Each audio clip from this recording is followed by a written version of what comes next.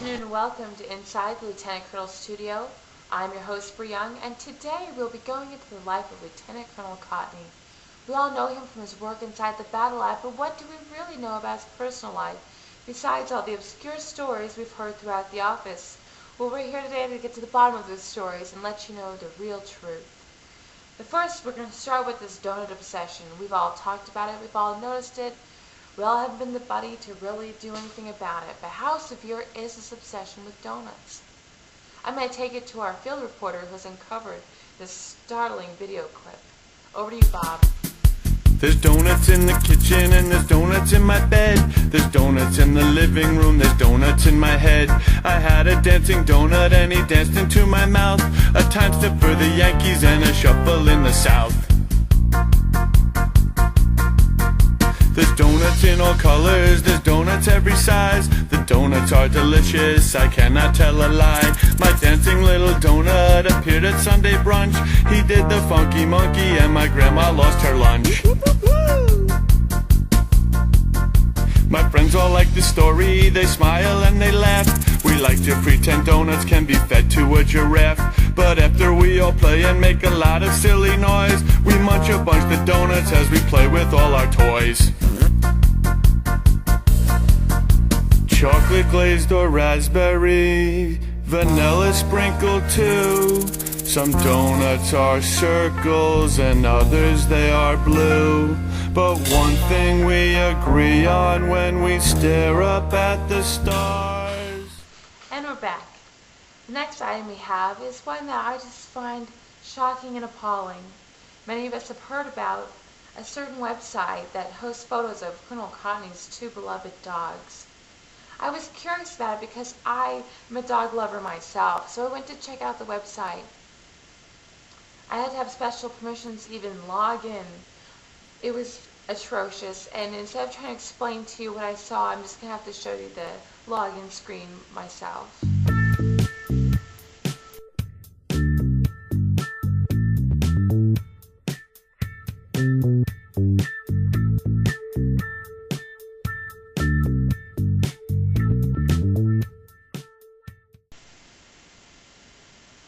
So as you can see, it's absolutely disgusting. I'm sure you all are equally as disgusted as I am. I'm not even sure I can look at Colonel Kontny the same way after being exposed to that web page. I'm actually kind of ashamed that he publicizes the page at work. But regardless, moving on to our next topic. The first story we have is a story that involves a little trip he took to India with the director of the battle lab. Apparently they were on a balcony chatting, and a monkey came down and assaulted Colonel Kontny on the balcony. We've heard mixed variations of the story, but this is what we would like to think happened. Here is the inside the Lieutenant Colonel studio version of the Ninja Monkey and Colonel Kontny.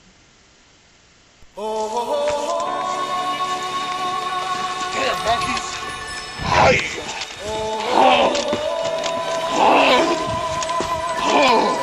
Harder than Lethal Weapon 5!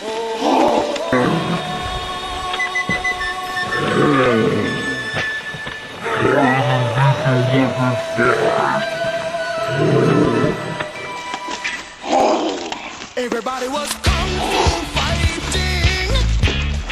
Those kids were fast as lightning.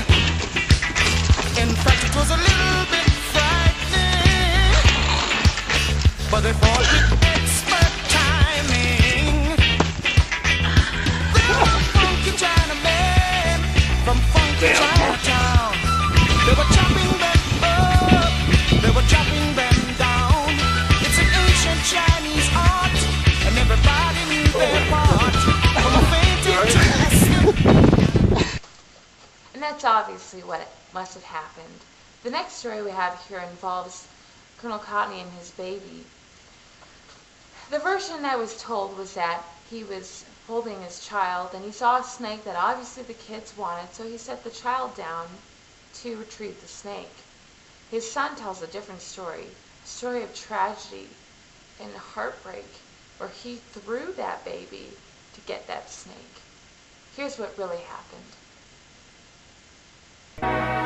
Oh, what a beautiful morning. Oh, what a beautiful day. I got a beautiful...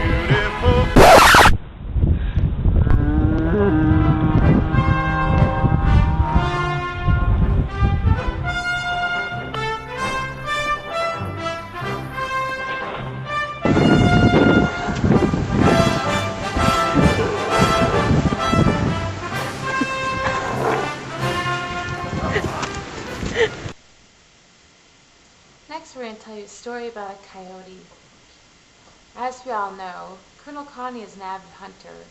Apparently, it just doesn't stop any time of day. There's no break period for hunting, just whenever the going's good.